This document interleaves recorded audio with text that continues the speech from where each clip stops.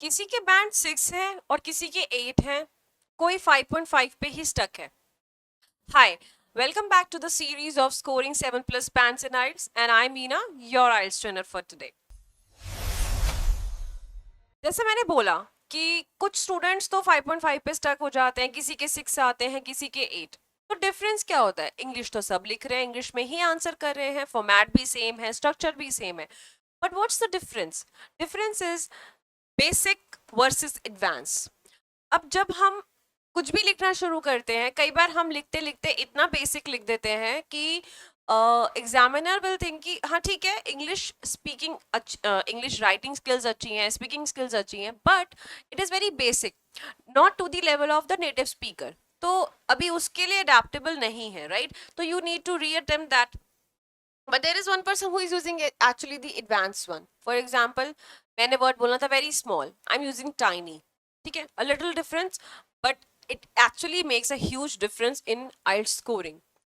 मैं इस पे भी एक डिटेल वीडियो बनाऊंगी जहाँ पे हम वोकैब भी करेंगे using the words very small, very big, these kind of words जो हम यूज करते हैं कॉमनली और जो बेसिक होते हैं, उनका एडवांस वर्जन हम कैसे यूज कर सकते हैं। ठीक है, I will make a detail video on that. अब बात करते हैं, लेकिन जो आज का टॉपिक है वो है बेसिक और एडवांस। अब इसमें क्या होता है that I have actually told you to give a template on the introduction, body part 1, body part 2, then conclusion, right? मैंने टास्क 1 का ऑलरेडी टेम्पलेट दो टास्क का दे चुकी हूँ, बार ग्राफ और लाइन ग्राफ का। अब नेक्स्ट वीक तक मैं आपको बाकी सारे भी जो हमारे टास्क 2 प्लस जितने भी टास्क 1 के हमारे ग्राफिकल रिप्रेजेंटेशन की चीज़ें बची हैं, सभी के टेम्पलेट्स भी मैं कंप्लीट करवा दूंगी। बट उससे पहले हम बात करते हैं कि जब टेम्पलेट तो मिल गया, लेकिन उसमें और क्या लिखेंगे? अब टास्क 1 में तो उतना सोचने को नहीं है, हमारे पास ऑलरेडी हमें कंटेंट गिवन है, हमारे पास हमें पता है कि the facts and figures are already given, we just need to define that in our own words. उसमें भी हमारे पास 50% से ज़्यादा टेम्पलेट है और 50% ही हमें कवर करना है। लेकिन राइटिंग टास्क 2 में एक थोड़ा सा ट्रिक आ जाती है कि यहाँ हमें बॉडी 1 और बॉडी 2 में अपना दिमाग लगा के लिखना पड़ता है और यहाँ पे कंटेंट सोचना पड़ता है। इंट्रोडक्शन तो पैराफ्रेजिंग है। देखो, इंट्रोडक्शन वेरी इंपॉर्टेंट, कि इंट्रोडक्शन अगर गलत हुआ तो इम्प्रेशन ही गलत पड़ गया। ठीक है, first impression is the last. अब आपने स्टार्टिंग ही गलत कर दी, स्टार्टिंग में ही आपने पैराफ्रेजिंग जब करी तो थोड़ा सा घुमा दिया या बेसिक सेंटेंस लिख दिए, जो क्वेश्चन था as it is copy paste कर दिया, वहां पे आपका इंट्रोडक्शन गलत हो जाता है। उसे हमें उस तरीके से नहीं करना। इंट्रोडक्शन में स्टार्टिंग हमें अपने वर्ड्स में करनी है जो हम टेम्पलेट यूज करेंगे, उसके बाद हमें क्वेश्चन को आगे लेकर चलना है ताकि इंट्रोडक्शन हमारा गलत ना हो। वो कैसे करेंगे that I will let you know in the detail version, but यहाँ पर हम सिर्फ क्या समझ रहे हैं, कंसेप्ट, राइट? देन उसके बाद हमारा आता है बॉडी 1 एंड बॉडी 2। अब बॉडी 1 और बॉडी 2 के लिए हमारे पास एक आइडिया जनरेशन होते हैं।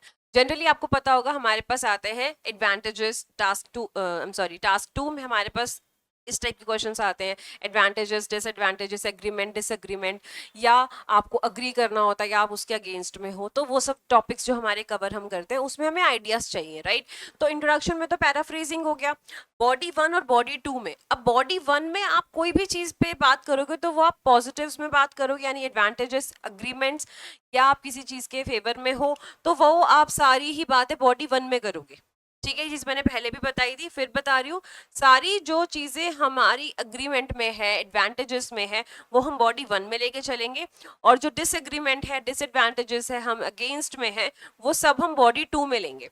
अब बॉडी 1 और बॉडी 2 भी लिखते समय ये नहीं कि हमने यहाँ पे लिखना शुरू किया तो हम इतना सारा लिख दिया, उसके बाद डिसएडवांटेजेस के लिए हमारे पास वर्ड लिमिट नहीं बची या हमारे पास एक ही टॉपिक बचा तो, या एक ही पॉइंटर बचा। ऐसा नहीं करना है, हमें दोनों चीजें इक्वली लेके चलनी है, because we have to be neutral while writing any task. अगर हम किसी चीज के अगर सपोज मुझे बोलना हो किसी के बारे में सिर्फ अच्छा अच्छा, तो मैं अच्छा बोलते बोलते एक लेवल पे आके स्टक हो जाऊंगी, मुझे लगेगा अब क्या बोलूं, है ना? सेम वे अगर मुझे किसी के बारे में सिर्फ नेगेटिव बोलना है बोलते बोलते, अब लगेगा अब यार अब तो कुछ अच्छी बातें भी है ना? तो सेम वे मुझे दोनों चीजों को बैलेंस करके चलना है, मुझे अच्छा भी उतना ही बोलना है जितना मैं नेगेटिव बोल पाऊँ, नेगेटिव एज इन डिसएडवांटेजेस बोल पाऊँ किसी चीज के, और अपनी ही बात को कभी कॉन्ट्राडिक्ट नहीं करना। ठीक है, अगर आपने जो पॉइंट यहाँ लिखा है उसका ऑपोजिट यहाँ नहीं लिखोगे, उससे कुछ हट के लिखोगे। अब बॉडी पार्ट 2 में जब आप लिखोगे या पार्ट 1 में आप लिखोगे, आपको एक चीज का ध्यान रखना है, कोई भी 2 पॉइंट्स लोगे, 2 से ज्यादा नहीं लोगे, एनी 2 पॉइंट्स एंड 1 एग्जाम्पल, दोनों में ही आप ये करोगे, 2 पॉइंट्स लिखोगे, उसके बाद एक एग्जाम्पल, सेम चीज 2 पॉइंट्स और एक एग्जाम्पल। इससे क्या होगा, आपके पास टाइम भी सेव होगा, जैसे मैंने 35 मिनट्स का टाइमर आपको बताया है लास्ट टू लास्ट वीडियो में, वो भी आपका फॉलो इजीली हो पाएगा कि 25 मिनट्स में you will complete the task 2, और हाँ टास्क 2 25 मिनट्स में। और उसके बाद 2 पॉइंट्स ही सोचने, तो बहुत ज्यादा दिमाग भी नहीं लगाना पड़ेगा। You will have the template ready in front of you, then you will just have to put those 2 points. और जो टेम्पलेट है वो भी मैंने इसी हिसाब से रेडी करा है कि वहां पे आपने पहला पॉइंट लिखा, दूसरा पॉइंट लिखा, उसके बाद आपने उसका एक एग्जाम्पल दिया, दैट्स इट। फिर आप बॉडी पार्ट 2 पे आ जाओगे, first point, second point, example, खत्म। ठीक है, उसके बाद आप आओगे कंक्लूजन पे। अब कंक्लूजन पे एक बहुत ब्लंडर करते हैं लोग, जो आपको नहीं करना। If you're watching this video, it is going to be a blessing for you if you are actually making that blunder. Conclusion में इन सबसे हटके कोई अलग पॉइंट ले आते हैं। अब कंक्लूजन की ट्रिक का मतलब ही वही है, अगर आप जो चीज ऑलरेडी बोल चुके हो उसके कंक्लूजन में आपने लेकर आना है कि बाय अफोरमेंशन्ड स्टेटमेंट्स और the paragraph that I have written, तो वो उससे रिलेट करके आपने कंक्लूजन पर आना है। ऐसा नहीं करना कि ऊपर जो पॉइंट्स बोले हैं, अब लगा मेरे पास तो एक और पॉइंट माइंड में आ गया, मैं कंक्लूजन में ऐड कर दूं, ऐसा बिल्कुल भी नहीं करना है। It is going to reduce your band scores at any cost, आपको ये नहीं करना। ठीक है, आपको जो भी आपने ऊपर पॉइंटर्स लिखे हैं उसी के बेसिस पे आपको कंक्लूजन लेकर आना है। ठीक है, दिस इज वेरी इंपॉर्टेंट। तो हमारी सारी चीजें कवर हो जाती हैं, बेसिक जो हमारे आज का टॉपिक था।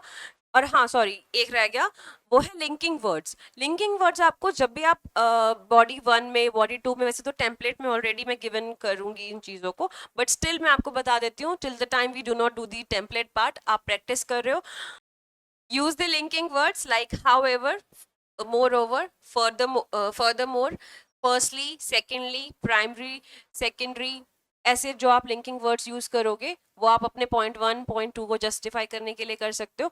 लेकिन जो एक लिंक वर्ड आप पहले यूज कर चुके हो उसको सेकंड टाइम यूज नहीं करना। फॉर एग्जांपल, आपने मोर ओवर यूज कर लिया तो नेक्स्ट टाइम आपको फर्दर मोर यूज करना है। आपने प्राइमरी यूज कर लिया, फिर आपको सेकेंडरी यूज करना है। आपने फर्स्टली यूज कर लिया, फिर सेकेंडली यूज करना है, फिर उसका एडिशनली पॉइंट थर्डली यूज करना है। ऐसा नहीं होना चाहिए कि primary, secondary, more over, thirdly, ऐसे नहीं करना, उसको सीक्वेंस में रखना है। लिंकिंग वर्ड्स का भी लोग बहुत मिसयूज कर जाते हैं कि सिर्फ याद कर लिए ये लिंकिंग वर्ड्स हैं तो कहीं भी उन्हें लिख दिया, ऐसा नहीं करना। If you are using moreover in the first sentence, in the next sentence you should use furthermore. ठीक है, अगर आपने पहले फर्स्टली लिखा है तो फिर सेकेंडली आना चाहिए, फर्स्टली के बाद मोर ओवर नहीं, मोर ओवर के बाद फर्स्टली नहीं। ठीक है, तो वेरी इंपॉर्टेंट। तो यहाँ पे हमारा टॉपिक ही एंड होता है। हमने इंट्रोडक्शन को बहुत बेसिक रखना है, लेकिन उसको इस तरीके से पैराफ्रेज करना है कि वो बोरिंग ना लगे, या ऐसा ना लगे कि वही कॉपी पेस्ट है। बॉडी 1 और बॉडी 2 में 2 points each with example, then conclusion should not contradict or add another point. It should include the body part 1 and body part 2, 2 pointers itself. That's it. उसके बाद जो भी आपके आइडियाज हैं वो 2 पॉइंट्स में होने चाहिए। लिंकिंग वर्ड्स आपको यूज करने हैं। ठीक है, इसके बाद जो नेक्स्ट वीडियो में राइटिंग की लेके आऊंगी उसमें हम टेम्पलेट करेंगे। That's it for today.